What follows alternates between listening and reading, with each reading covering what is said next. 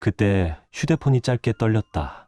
화면 위로 근거리 공유 알림이 떠올랐고 익명 메모 한 줄이 박혔다.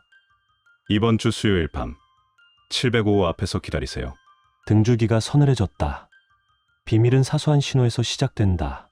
퇴근길, 아내의 웃음이 낯선 남자의 손짓과 너무도 자연스럽게 맞물리는 순간부터 하나의 숫자가 좌표가 됐다. 705점. 문 앞 복도에서 두 개의 그림자가 겹쳤다.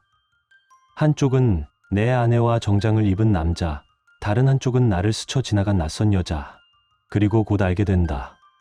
그녀는 그 남자의 아내라는 것을. 우리는 소리를 낮추고 기록을 높였다. 날짜를 적고 영수증을 모으고 문이 열리고 닫히는 시각을 맞췄다. 사랑이라 우기는 목소리 뒤에서 사진과 메시지, 카드 내역이 더 차갑게 말하기 시작했다. 한강을 내려다보는 식당에서 마주한 네 개의 눈빛, 그날 공기는 사랑과 불륜이라는 두 단어로 가르마가 갈렸다. 하지만 이 이야기는 들킨 밤에서 끝나지 않는다. 누군가는 무릎을 꿇고, 누군가는 끝까지 눈을 부릅뜨고, 누군가는 처음으로 자기 삶을 지키기 위해 법을 부른다. 판단은 감정이 아니라 기록에서 시작된다. 그리고 기록은 결국 어떤 문을 연다. 숫자 705 한때 나락을 여는 번호였지만 언젠가 전혀 다른 의미로 돌아올 수도 있다. 이제 당신은 복도 끝의 문 앞에 서 있다. 문이 열리면 무엇이 기다릴까? 파국일까? 혹은 다른 이름의 시작일까? 정답은 아직 말하지 않겠다. 다만 끝까지 보면 알게 된다. 결말은 여러분의 예상을 완전히 뒤엎을지도 모릅니다. 여러분의 생각은 어떠셨나요? 댓글로 꼭 남겨주세요. 구독과 좋아요도 잊지 마시고 방탐정의 이중 파일과 함께 더 놀랍고 흥미로운 이야기 속으로 떠나봐요. 안녕하세요. 나는 윤재민이다. 올해 45, 서울 지하철 군자 차량기지에서 전동차를 손보고 점검하는 일을 한다. 새벽이 밝기도 전에 작업장으로 들어가면 철과 기름의 냄새가 하루 내내 몸에 배지만 손톱 밑에 눌어붙은 때도 점퍼에 스민 윤활유의 흔적도 개의치 않는다. 지켜야 할 곳이 있었고 그 생각 하나면 고단함은 버틸만 했다. 아내는 박수진이다. 41, 중앙의료원 응급실에서 근무하는 간호사다. 결혼한 지 어느새 12해가 흘렀다. 처음 만난 수진은 내 눈에 이상하리만치 환했다. 환자에게 기울이는 배려와 단정한 태도, 마른 체구에 어울리던 담백한 미소까지 평범한 정비사인 내게는 과분한 선물 같았다. 그녀가 내 손을 잡아준 날 세상을 통째로 얻었다고 믿었다. 초기의 시간들은 분명 행복했다. 불규칙한 근무표 속에서도 집에 있는 날이면 그녀는 정성스레 식탁을 차렸고 내가 지쳐오면 어깨를 꾹꾹 눌러주며 고생했다 했다. 나는 야간 근무를 마치고 돌아온 그녀의 발을 조용히 주무르곤 했다. 주말이면 한강변을 나란히 걸으며 별일 아닌 이야기로 하루를 채웠다. 그 평범함이 우리에겐 충분한 축복이었다.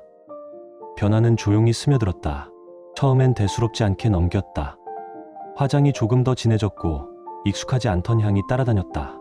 전화가 오면 굳이 방을 옮겨받았고 휴대폰 화면은 내 시선에서 늘 비켜났다. 간호사는 긴급이 많다. 환자와 동료와의 연락이겠지. 스스로 그렇게 단정했다. 하지만 집에서 보내는 시간은 눈에 띄게 줄었다. 예전에는 일주일 2번 정도이던 야간 근무가 최근 몇 달 사이 거의 매일처럼 응급 호출이 들어왔다. 학회 준비가 잇따로 바뀌었다. 성실한 사람이라는 믿음에 기대어 의심할 이유가 없다고 나 자신을 설득했다. 지금 생각하면 그때 이미 금이 갔다. 균열은 뜻밖의 순간에 모습을 드러냈다. 평소와 다름없는 퇴근길, 시계가 저녁 6시를 지나고 있었다.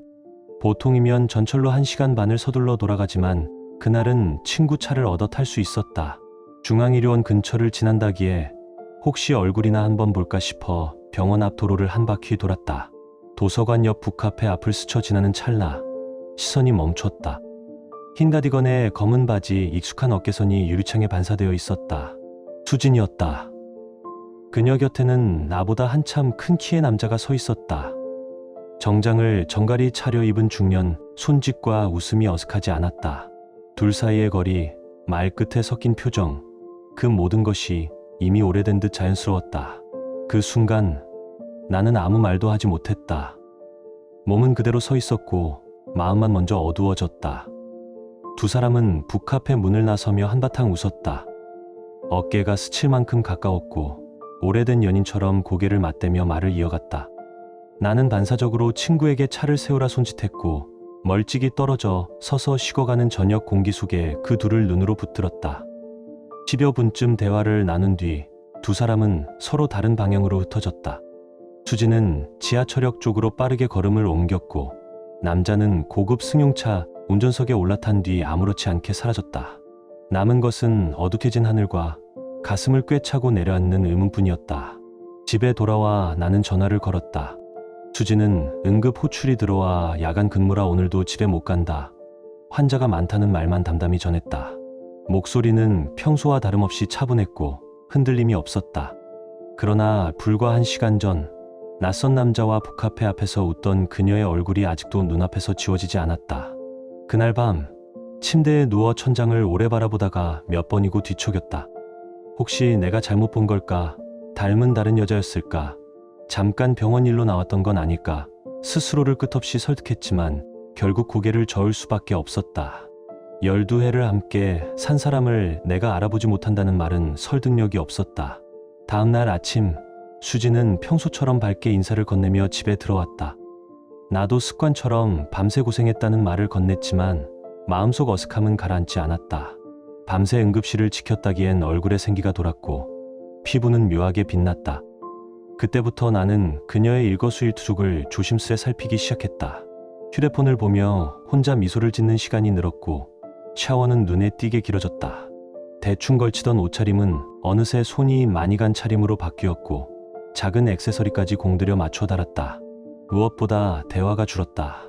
예전 같으면 병원에서 있었던 일들을 꼼꼼히 들려주곤 했지만 요즘 그녀의 답은 그냥 바빠서로 끝났다. 의심은 나를 세우더니 끝내 확신으로 굳어졌다. 무언가를 숨기고 있다는 사실 하나만큼은 분명했다. 며칠을 버텼지만 더는 견딜 수 없었다. 의심만으로는 아무것도 바꿀 수 없다는 것을 인정할 수밖에 없었다. 그날 수진이 다시 응급 호출 때문에 야간 근무라고 말하자 나는 일찍 퇴근해 집 근처에서 그녀를 기다렸다. 오후 5시 무렵 익숙한 걸음걸이가 시야에 들어왔다. 평소보다 진한 화장, 새 것처럼 보이는 원피스, 병원 근무복이 아닌 화려한 사복. 그 모습은 더 이상 변명으로 덮을 수 없는 신호였다. 나는 거리를 두고 뒤따랐다. 심장은 목을 조이듯 뛰었고 발걸음이 울리지 않게 호흡을 낮추었다. 수지는 지하철역으로 내려갔고 개찰구를 지나 시내 중심가로 향하는 전철에 올라탔다.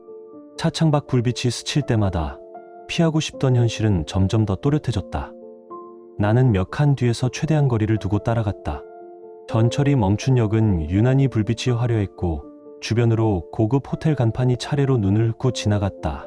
가슴은 점점 더 빠르게 뛰었고 혹시나 하던 바람은 서서히 꺼지며 불길한 예감이 현실의 윤곽을 드러냈다. 수지는 한 호텔 앞에서 발걸음을 멈췄다. 잠시 뒤 지난번 북카페에서 봤던 그 남자가 나타났다. 키가 크고 정장을 반드시 갖춘 중년. 그가 다가오자 수지는 별 망설임 없이 팔을 끼웠고 둘은 아무 일 아니라는 듯 로비 안으로 사라졌다. 그 문이 닫히는 소리를 듣는 순간 눈앞이 짧게 캄캄해졌다. 나는 숨을 고르고 뒤따라 로비로 들어갔다. 멀찍이서 지켜보니 둘은 프런트에서 키카드를 받아 엘리베이터 앞으로 걸어갔고 익숙한 동선처럼 자연스러웠다. 분노와 충격이 한꺼번에 밀려왔지만 그 자리에서 할 수 있는 건 멍하니 지켜보는 일뿐이었다. 그때 휴대폰이 짧게 떨렸다. 화면 위로 근거리 공유 알림이 떠올랐고 익명 메모 한 줄이 박혔다. 이번 주 수요일 밤 705호 앞에서 기다리세요. 등줄기가 서늘해졌다. 누군가 내 상황을 보고 있다는 뜻이었고 그 누군가는 방 번호까지 알고 있었다. 주위를 둘러봤지만 모르는 얼굴들 뿐 보낸 일을 짐작할 수 없었다. 정신을 가다듬고 엘리베이터 표시등을 올려다보니 불빛은 7층에서 멈춰 있었다. 머릿속이 소란스러워졌다. 아내가 다른 남자와 호텔로 들어가는 장면도 버거운데 익명의 신호까지 겹치니 생각이 뒤엉켰다. 누가 왜 나에게 이런 메시지를 보내는 걸까? 집으로 돌아와도 마음은 가라앉지 않았다. 수지는 돌아오지 않았고 나는 소파에 앉아 소주잔을 손에 쥔 채 한동안 말이 없었다. 12회를 함께한 사람이 다른 남자와 같은 문으로 사라지는 장면을 본 뒤로 마음은 절벽 끝에 간신히 매달려 있었다. 수요일이 다가오자 하루가 유난히 길었다.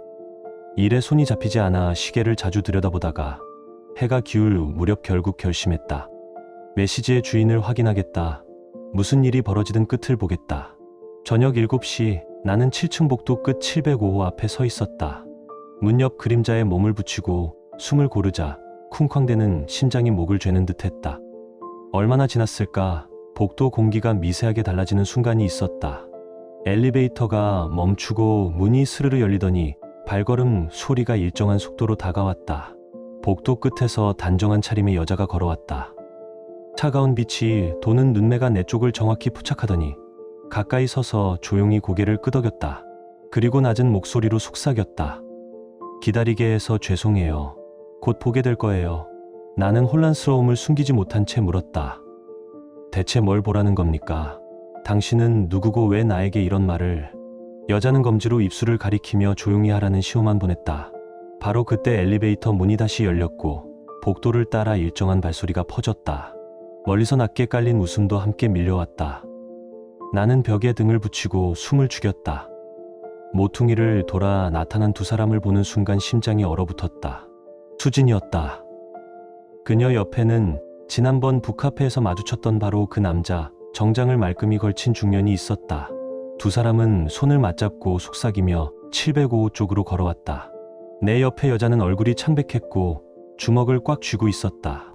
말없이 고개를 숙인 표정이 오래된 인내의 끝을 닮아 있었다. 우리는 복도 그늘에 숨어 숨을 삼켰다. 남자가 카드키를 꺼내 문을 열자 두 사람은 문턱에서 잠시 몸을 기울여 한마디씩 나눴다. 수지는 그의 어깨에 살짝 기대었고 남자는 그녀의 손을 더 깊게 움켜쥐었다. 그 짧은 순간에 이미 모든 대답이 끝났다. 의심은 확신으로 굳었고 12회의 결혼은 문이 닫히는 소리와 함께 금이 가는 듯했다. 정적이 내려앉자 내 옆에 여자가 낮게 말했다. 저는 정혜린이에요. 그리고 저 남자의 아내입니다. 말이 귓속에서 울렸다. 이 복도에서 우리 둘이 각자의 배우자가 저지르는 외도의 현장을 함께 보고 있다는 사실이 현실로 밀려왔다. 나는 한동안 말을 잃었다. 예린의 얼굴에는 오래 비밀을 품고 견딘 사람의 피로가 배어 있었다. 우리는 말없이 로비를 지나 호텔을 나왔다. 묘한 연대감 같은 공기가 우리 사이에 흘렀고 정적을 깨고 그녀가 먼저 입을 열었다. 따뜻한 거라도 한잔할까요? 나는 고개를 끄덕였다. 지금은 혼자 있고 싶지 않았다. 맞은편 작은 분식집에 자리를 잡았다. 늦은 시간이라 손님은 드물었고 어묵 국물에서 올라오는 김이 마음을 조금 누그러뜨렸다. 그릇을 앞에 두고 앉자 예린이 담담하게 말을 이었다. 제 남편은 김도연이에요. 47, 중앙의료원 신경외과 교수죠. 아마 당신 아내분과 같은 병원에서 일하다 가까워진 것 같아요. 나는 낮은 목소리로 답했다. 제 아내는 박수진입니다. 응급실 간호사예요. 말끝이 떨렸지만 이제는 모든 걸 알아야 했다. 예린이 고개를 끄덕이며 덧붙였다. 저는 한 달 전부터 이상하다는 걸 느꼈어요. 그녀는 이미 날짜별로 도연의 행동을 정리해 두고 있었다. 거짓말의 내용과 시간대, 호텔을 드나든 시각 반복되는 패턴까지 메모와 캡처로 차곡차곡 모아두었다. 휴대폰 화면에는 결제 알림과 일정표가 나란히 정리되어 있었다. 나는 놀라움을 감추지 못했다. 충격에 얼어붙어 서 있던 사이 누군가는 흔들리는 마음을 붙들고 사실을 모으고 있었다. 그곳에 앉아있는 나보다 훨씬 단단한 누군가가 대단하시네요. 라는 말이 입 밖으로 나가자 예린은 조용히 고개를 저었다. 처음엔 자신도 앞이 캄캄했지만 당하고만 있을 수 없어서 손에 잡히는 것부터 하나씩 모았다고 했다. 언젠가 반드시 피해질 거라 믿었기 때문이라고. 그 말에 나는 이상하게 숨이 고르게 가라앉았다. 더는 눈 감고 넘어갈 수 없다는 사실을 부정할 수 없었다. 혼자서 버티기엔 벅찬 일이었다. 협력하면 더 정확하고 빨라질 거라 생각했다. 나의 제안에 예린은 잠시 내 눈을 마주보더니 짧게 웃었다. 쉽지 않을 거라는 경고를 덧붙였고 나는 고개를 끄덕였다. 진실을 끝까지 확인하겠다고. 그렇게 우리는 침묵 속에서 동맹을 맺었다. 각자의 배우자가 저지른 대신에 정면으로 맞서기 위해서였다. 예린은 이미 많은 걸 쥐고 있었다. 두 사람이 주로 만나는 요일과 시간, 익숙하게 드나드는 장소, 연락이 잦아지는 구간까지 병원 일정이 비교적 한가한 화요일과 수요일 늘 같은 호텔을 이용한다는 패턴이 선명했다. 나는 그녀의 말을 들으며 수진의 최근 스케줄을 머릿속에서 겹쳐보았다. 응급, 호출, 학회 준비라는 구실이 정확히 그 요일에 몰려 있었다. 우리는 앞으로의 단계를 간단히 정리했다. 첫째, 호텔 출입 장면을 사진으로 남길 것. 둘째, 카드 사용 내역을 확보해 날짜와 시간을 맞출 것. 셋째, 가능하다면 두 사람의 대화 일부를 녹음해 실제 관계를 입증할 것. 방법을 하나씩 세우는 동안 차갑게 가라앉은 분노의 밑바닥에서 묘한 안도감이 떠올랐다. 이제 적어도 나는 혼자가 아니었다. 분식집 문을 나서며 예린이 아이러니하다고 말했다. 배우자들의 불륜 때문에 서로 알게 되었으니 말이다. 나도 씁쓸하게 웃었다. 그 일이 아니었다면 우리의 삶은 끝내 교차하지 않았을 것이다. 하지만 지금 우리는 서로의 버팀목이었다. 집으로 돌아오는 길, 마음은 뒤섞여 있었다. 분노와 배신감, 그리고 앞으로 벌어질 일에 대한 막연한 두려움. 그럼에도 곁에 동지가 있다는 사실이 나를 조금 안정시켰다. 더 이상 혼자가 아니라는 사실만으로도. 그날 밤도 수지는 돌아오지 않았다. 천장을 오래 바라본 끝에 나는 스스로에게 분명히 말했다. 여기서 멈추지 않겠다. 끝까지 가서 진실을 밝혀내겠다고. 다음 날부터 우리의 움직임은 본격적이었다. 예린은 치밀했고 나는 그 계획에 발을 맞췄다. 우리는 의심하는 배우자의 위치에 머무르지 않았다. 차분하게 증거를 더해가는 증인이 되어갔다. 예린은 도연의 신용카드 사용 내역을 상당 부분 파악해 두었다. 가정용 카드와 별도로 개인 카드를 쓰고 있었고 그 내역에는 호텔 숙박비와 고급 식사, 선물 구입이 주기적으로 찍혀 있었다. 그녀가 노트와 화면 캡처를 펼쳐 보이는 순간 등줄기를 타고 소름이 올라왔다. 매주 화수요일 같은 호텔에서 15만 원이 반복 결제되어 있었고 그 전후로 꽃집 액세서리 매장 결제 기록이 이어졌다. 석 달 전부터 끊기지 않은 패턴이었다. 더 이상 의심이라는 말은 구실이 될 수 없었다. 그제야 모든 조각이 맞춰졌다. 얼마 전 수진이 새로운 목걸이와 귀걸이를 하고 나타났을 때 동료가 선물했다던 말은 거짓이었고 그 선물의 주인이 김도연이라는 사실을 깨닫는 순간 속이 끓어오르듯 달아올랐다. 나도 수진 쪽 증거를 찾겠습니다. 그날 나는 마음을 정했다. 이후로 아내의 움직임을 더 면밀히 살폈다. 샤워하는 틈에 휴대폰을 열어보려 했지만 비밀번호가 바뀌어 있었다. 예전엔 우리 결혼기념일이었는데 어느새 낯선 숫자였다. 며칠 뒤 기회가 왔다. 수진이 샤워 중에 휴대폰을 침실에 두고 갔고 마침 메시지가 도착해 화면이 켜졌다. 발신자는 교수님. 내일 점심에요. 보고 싶습니다. 짧은 문장을 읽는 동안 손끝이 가늘게 떨렸다. 도연이 중앙의료원 신경외과 교수라는 사실을 알고 있었기에 이 메시지가 누구에게서 온 것인지 더는 의심할 여지가 없었다. 나는 즉시 화면을 촬영해 예린에게 보냈다. 예린도 도연의 휴대폰에서 비슷한 내용을 확인했다고 했다. 그로써 우리는 부인할 수 없는 물증을 손에 넣게 됐다. 그래도 결정적 장면이 필요해요. 두 사람이 함께 있는 모습을 직접 찍읍시다. 예린의 제안에 나는 고개를 끄덕였다. 다음 수요일 호텔 앞에서 다시 만나기로 했다. 그날 오후 나는 조퇴를 내고 호텔 맞은편 건물 계단에 숨어 예린과 함께 자리를 잡았다. 6시가 조금 지나자 도연이 먼저 도착했다. 고급 승용차에서 내려 익숙한 걸음으로 로비 안으로 사라졌다. 10분 뒤 수진이 택시에서 내렸다. 주변을 재빨리 훑어본 그녀는 망설임 없이 호텔로 들어갔다. 예린은 망원 렌즈를 장착한 카메라로 장면을 차례대로 담았다. 이제 나올 때까지 기다려요. 그녀의 목소리는 차갑게 흔들리지 않았다. 2시간 넘게 꼼짝 않고 복도와 현관을 주시했다. 밤 9시 두 사람이 모습을 드러냈다. 호텔 현관을 나서며 도연은 수진의 손을 꽉 잡았고 수진은 그의 어깨에 가볍게 기대 웃음을 흘렸다. 그 친밀한 순간이 연속된 셔터 소리와 함께 사진 속에 고스란히 남았다. 셔터가 울릴 때마다 가슴속 분노는 더 뜨겁게 끓어올랐다. 12해 동안 나만 보겠다던 사람이 다른 남자와 손을 맞잡고 같은 문을 드나드는 모습을 본 뒤로 분노는 뼛속까지 스며들었다. 옆에서 카메라를 쥔 예린의 손도 미세하게 떨리고 있었다. 집으로 돌아오는 길, 수진에게서 메시지가 왔다. 오늘도 응급 호출이 많아서 못 들어갈 것 같아. 먼저 자. 너무도 익숙한 거짓말이었다. 나는 더 이상 답장하지 않았다. 다음 날 예린과 함께 사진을 확인했다. 화질은 선명했고 두 사람의 얼굴과 시간, 장소가 분명했다. 법정에서도 문제없을 증거였다. 이제 어떻게 할까요? 내가 묻자 예린은 굳은 표정으로 말했다. 저는 끝까지 갈 겁니다. 법정에서라도 반드시 대가를 치르게 하겠습니다. 나는 짧게 숨을 고르며 고개를 끄덕였다. 마음은 같았다. 이 일에 용서는 없었다. 우리는 결국 상간자 소송을 준비하기로 했다.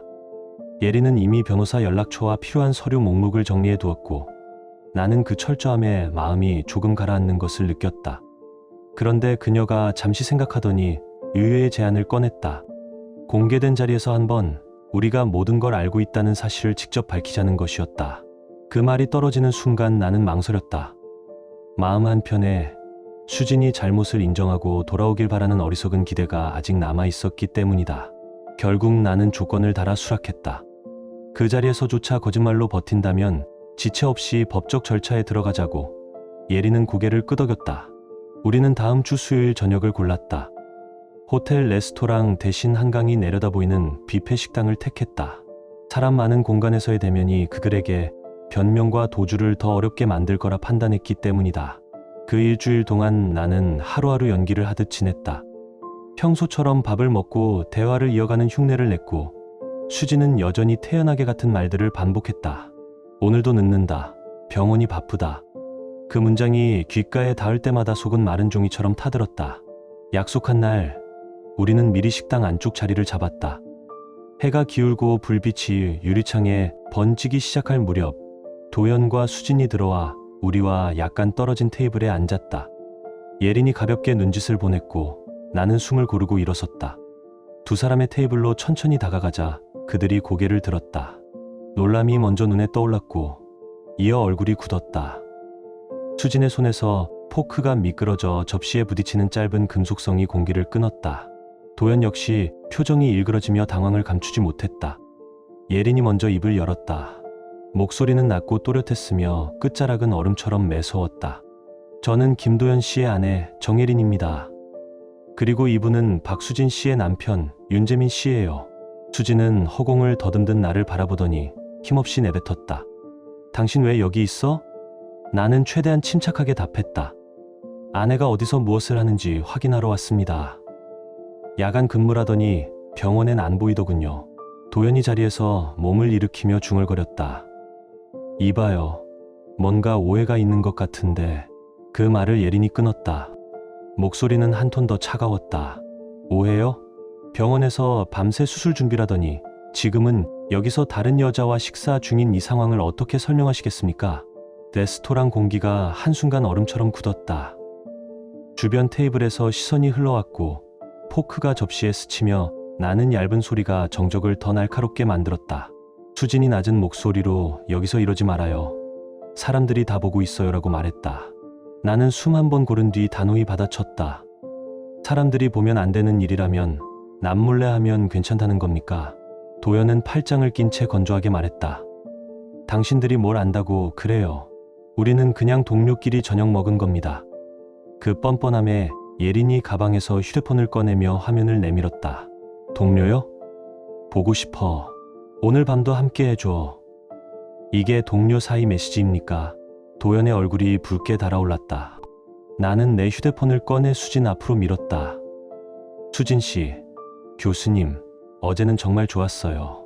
다음에 또 만나요. 이것도 업무 연락입니까? 수진의 고개가 천천히 숙어들었다. 그때 도연이 목소리를 쥐어짜듯 높였다. 그래, 맞다. 우리 사귀는 거 맞다. 그런데 뭐가 어쨌다는 거야. 사랑하는데 뭐가 문제야. 말도 안 되는 당당함에 이가 악물렸다. 예린이 얼음 같은 음성으로 잘랐다. 그건 사랑이 아니라 불륜입니다. 남의 가정을 밟고 선 감정일 뿐이죠. 도연은 더 큰 소리로 치고 들어왔다. 우린 진짜 사랑하고 있어. 당신들이 우리 마음을 알아? 수진이 그의 팔을 붙잡고 그만해요. 시끄러워요라고 했지만 그는 멈추지 않았다. 왜 멈춰?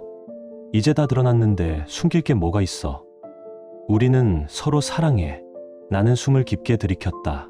사랑이라요? 그럼 나와 예린 씨는 뭡니까? 당신들 앞길을 가로막는 장애물입니까? 도연이 나를 똑바로 보며 쏘아붙였다. 맞아. 방해물이야. 너희는 없었으면 우리가 왜 숨어 다녀. 그 한마디가 피 속으로 날아들었다. 주먹에 힘이 들어가는 순간 예린이 내 팔을 꽉 잡고 낮게 말했다. 진정하세요. 여기서 문제 만들면 안 됩니다. 수진의 눈이 번들거렸다. 미안해요. 정말 미안해요. 제가 잘못했어요. 나는 차갑게 고개를 저었다. 12해의 결혼이 미안하다 한마디로 끝납니까? 도연이 다시 고함쳤다. 우리 보고 헤어지라고? 우리는 진심으로 사랑하는데. 예린이 흔들림 없이 단호히 잘랐다. 네, 헤어지세요. 그리고 각자 가정으로 돌아가세요. 도연은 굳은 얼굴로 고개를 저었다. 이어 탁자 위 공기를 가르듯 소리를 질렀다. 그건 안 돼. 나는 수진 없이는 못 살아. 당신이 뭘 안다고 우리를 갈라놓으려 해. 예린의 눈빛이 잠시 흔들렸다. 그러나 끝내 부러지지 않는 톤으로 말했다. 제가 뭘 모른다고요?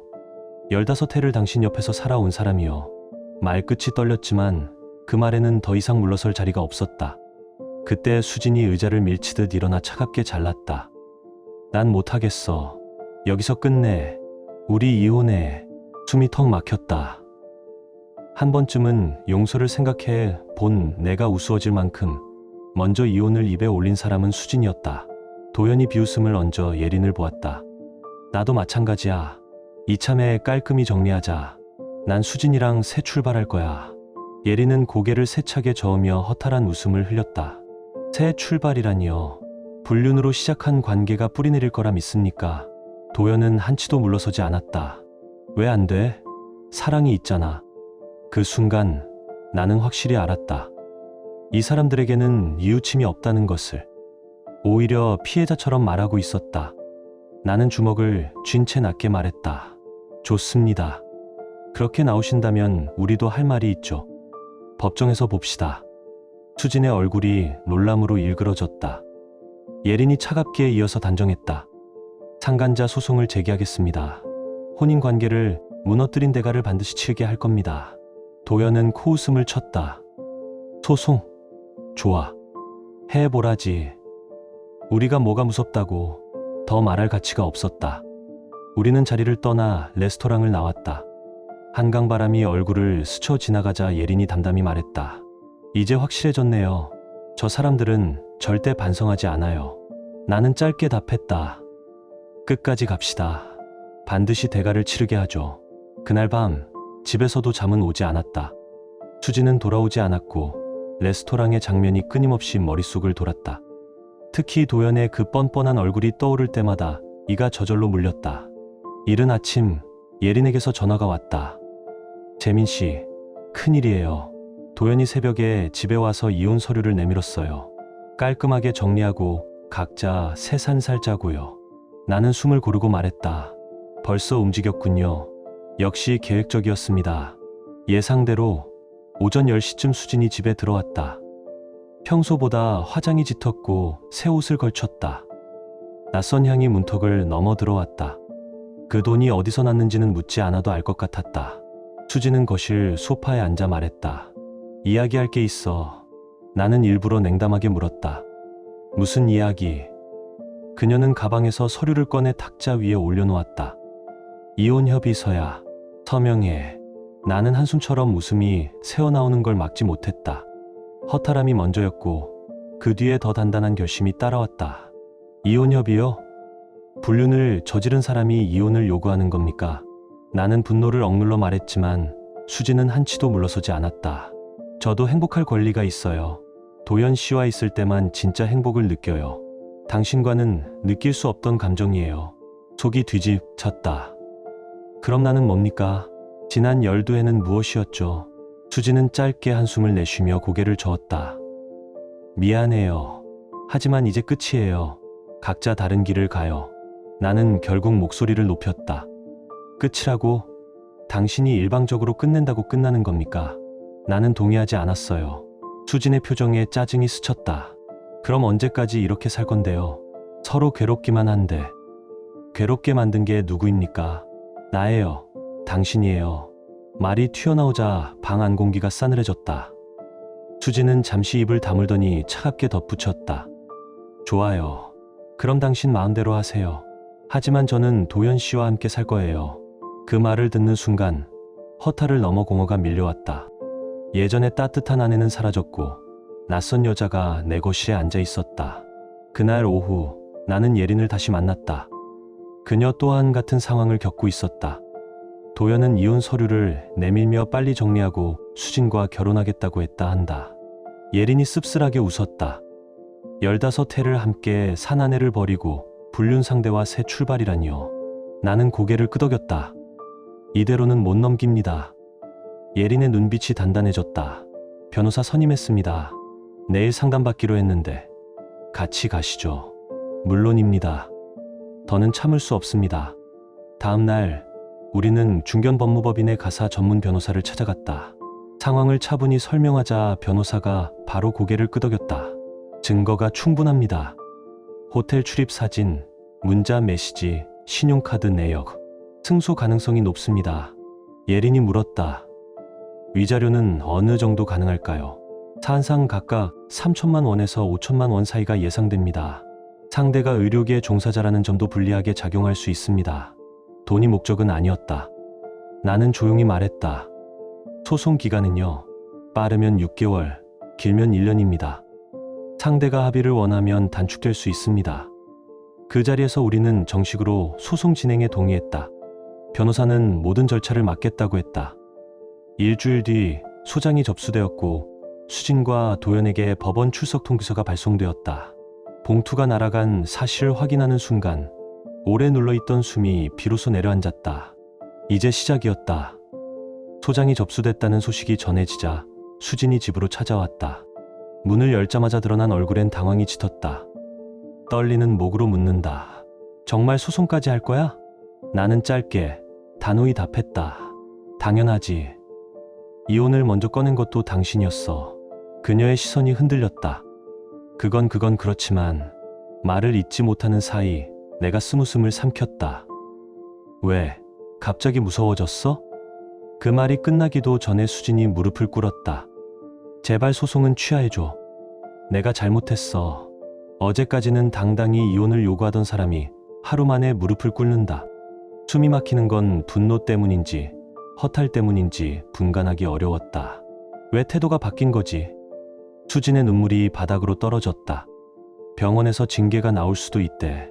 게다가 도연 씨도 요즘 전화를 피하고 있어. 예상했던 그림 그대로였다. 위기가 닥치자 서로를 책임지기는커녕 제일 먼저 등을 돌린 쪽이 그 진짜 사랑이라던 사람이었다. 불붙던 말들은 순식간에 식었다. 이미 늦었어. 나는 선을 그었다. 흘러내리는 눈물이 무엇을 지워주진 못한다. 내 안에서 넘어서는 안 되는 선이 이미 부서졌으니까. 같은 시각 예린에게서도 연락이 왔다. 도연이 잠깐의 실수였다. 용서해달라고 했다 한다. 예린은 단호했다. 몇 달 동안 반복된 일이 실수일 수는 없어요. 그리고 제1의 변론기일. 법정에서 다시 마주한 두 사람에게서 예전의 당당함은 사라져 있었다. 특히 도연은 고개를 숙인 채 초라해 보였다. 우리 변호사는 준비한 증거를 차례로 제출했다. 호텔 출입 사진, 휴대전화 메시지, 신용카드 사용 내역, 그리고 목격자 진술. 테이블 위 서류 처리 넘겨질 때마다 상대 측 변호사의 표정은 더 굳었다. 반박할 거리가 보이지 않는 듯했다. 재판부가 중간에 화해를 권했다. 양측이 합의한다면 원만하게 해결할 수 있습니다. 그러나 우리는 고개를 저었다. 여기까지 왔으면 끝을 봐야 했다. 두 사람이 저지른 불륜을 법적으로 명확히 인정받아야 했다. 제2회 변론기일에서는 결정적 증거가 나왔다. 예린이 미리 확보해둔 통화 녹음. 이번 주말에도 같은 호텔에서 보자. 눈치 보지 말자. 짧은 대화였지만 우발이 아니라 계획적 지속적인 관계라는 점을 드러내기엔 충분했다. 상대 변호사가 마지막까지 일시적 감정의 실수를 주장했지만 우리 변호사는 신용카드 내역을 펼쳐 보이며 차갑게 반박했다. 석 달 동안 매주 같은 호텔을 이용했습니다. 이것을 실수라고 부를 수 있습니까? 재판부도 피고들을 향해 굳은 표정으로 말했다. 피고들이 혼인관계를 현저히 파탄시킨 사실이 인정될 여지가 큽니다. 그때 도연이 벌떡 일어나 소리를 높였다. 판사님, 저희도 사랑했을 뿐입니다. 진정한 사랑을 막을 순 없지 않습니까? 법정이 술렁였고 나는 어이가 없어 고개를 저었다. 재판부가 단호히 제지했다. 피고는 착석하시고 감정 호소는 삼가십시오. 여기는 사실과 법으로 판단하는 자리입니다. 수지는 고개를 깊이 숙였다. 법정 한가운데서 자신의 불륜이 조목조목 제시되는 동안 더 이상 숨을 곳이 없다는 것을 그녀도 알고 있는 듯했다. 눈물이 번졌지만 판결의 방향을 바꿀 만한 말은 끝내 나오지 않았다. 세 번째 공판에서 결정적인 증언이 나왔다. 호텔 직원이 증인석에 서서 또박또박 말했다. 두 분은 매주 수요일마다 오셨습니다. 늘 같은 방 705호를 예약하셨고요. 단골이셨습니다. 말끝이 닿자 방청석이 술렁였고 도연과 수지는 입을 굳게 다문 채 고개만 떨궜다. 상대 변호사의 표정에도 포기라는 단어가 비쳤다. 마지막 변론에서 우리 변호사는 힘을 실어 정리했다. 피고들은 오랜 혼인 관계를 고의로 파탄시켰고 이는 일시적 실수가 아닌 계획적 행위이니 정신적 손해에 대한 정당한 배상이 필요하다고. 그 말이 법정 공기에 가라앉았다. 그리고 판결일, 나는 예린과 나란히 앉았고 맞은편에 수진과 도연이 있었다. 숨소리조차 또렷이 들릴 만큼 정적이 내려앉았고 재판부가 판결문을 읽기 시작하자 모두가 고개를 들었다. 피고 김도연과 박수진은 원고들의 혼인 관계를 고의적으로 파탄시켰음을 인정한다. 따라서 피고 김도연은 원고 윤재민에게 3,500만 원을, 피고 박수진은 원고 정예린에게 3,500만 원을 배상하라. 나는 예린의 손을 단단히 잡았다. 긴 시간 눌러두었던 숨이 조금씩 빠져나갔다. 정의가 마침내 형태를 가졌다. 수진과 도연은 얼굴을 들지 못했다. 판사의 목소리는 거기서 멈추지 않았다. 또한 피고들의 행위는 사회 통념상 용납되기 어려운 중대한 도덕적 위반으로 판단된다. 특히 피고 김도연은 의료인으로서 더욱 엄중한 책임이 따른다. 그 문장은 마치 모처럼 마지막까지 박혔다. 법정을 나서는 발걸음은 가벼웠다. 가슴 깊은 곳에서 오래된 분노가 조금 풀리는 느낌이었다. 문 밖에서 수진이 내 팔을 붙잡았다. 재민아, 정말 미안해. 돈은 어떻게든 마련할게. 제발 한 번만. 나는 손을 뿌리치며 짧게 말했다. 변호사를 통해서만 이야기하세요. 나와는 더 이상 대화할 필요 없습니다. 도연도 예린 쪽으로 다가오려 했지만 예린은 얼굴을 돌렸다. 이제 끝났어요. 더 이상 할 말 없습니다. 판결의 후폭풍은 곧바로 이어졌다. 병원에서는 징계가 공지되었다. 수지는 간호사 면허 정지 6개월 통보를 받았고 병원 인사위원회 해고 결정을 통지받았다. 도연에겐 더 무거웠다. 의사협회 윤리위원회 징계와 함께 소속 병원 파면이 내려졌고 예린이 전한 대로 다른 병원들 역시 채용을 거절했다. 사실상 의료계에서 설 자리를 잃은 셈이었다.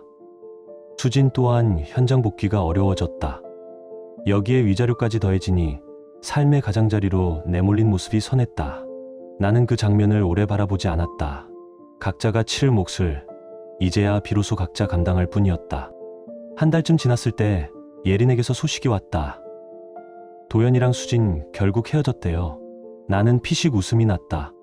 뜨겁다던 사랑이 현실 앞에서 허무하게 무너졌다는 사실이 아이러니하게만 느껴졌다.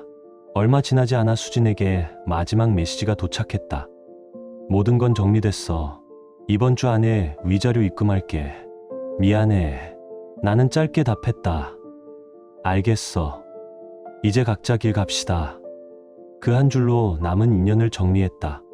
이후 예린과도 절차가 매듭지어졌다. 그날 저녁 우리는 마지막으로 마주 앉아 지난 몇 달 동안 서로의 버팀목이 되어준 데 대해 고개 숙여 인사했다. 정말 고생 많으셨어요. 저야말로요. 혼자였으면 중간에 포기했을 거예요. 우리는 동지로서의 마지막 인사를 나누고 각자의 길로 걸었다. 몇 달이 흐르는 동안 나는 다시 정비소의 리듬에 몸을 맞췄다. 예린은 다른 학교로 발령을 받아 떠났다고 했다. 우리는 가끔 안부 문자만 주고받았다. 정희는 시연됐지만 마음 한켠은 비어 있었다. 12해의 결혼이 완전히 끝났다는 사실이 머리로는 이해돼도 몸으로는 쉽게 체감되지 않았다. 그렇다고 후회는 없었다. 끝까지 버텨 정당한 대가를 받아냈으니까.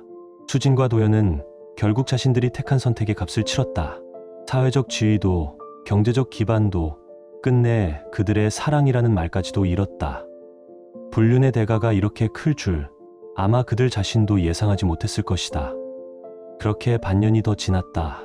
혼자 사는 일은 처음엔 쓸쓸했지만 시간이 흐르자 의심할 상대도 숨길 일도 없는 생활의 평온이 낯설 만큼 편안해졌다. 정직하게 숨쉬는 하루, 그것만으로도 위로가 됐다.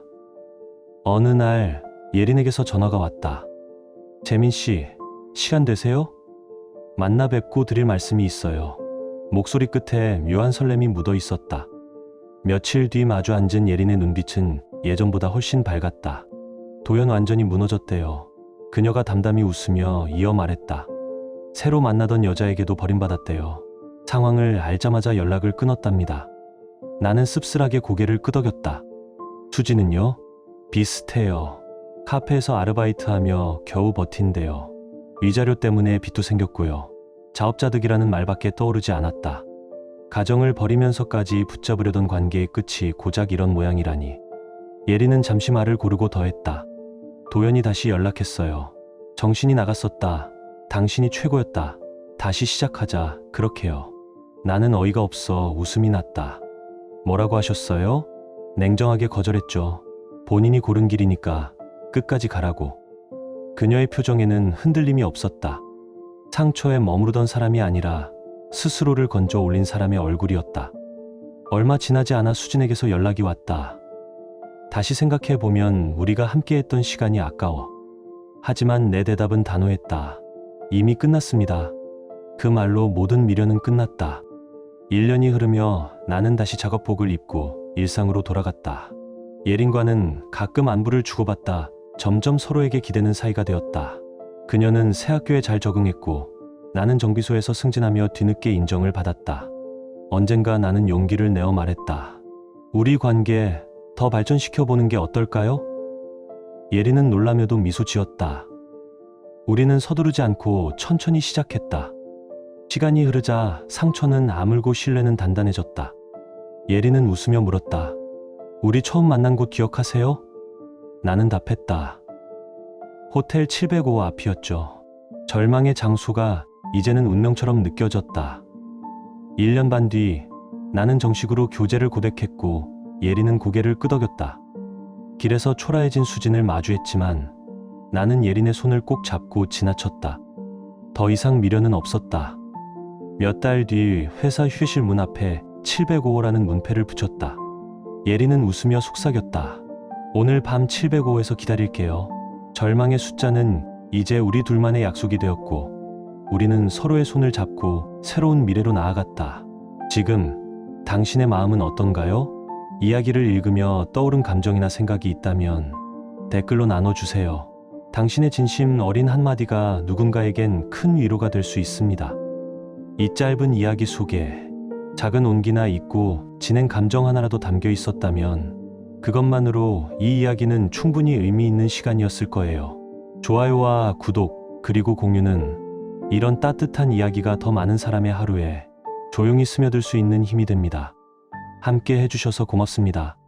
당신의 하루에도 조용한 평안과 따뜻한 사람이 함께하길 진심으로 바랍니다.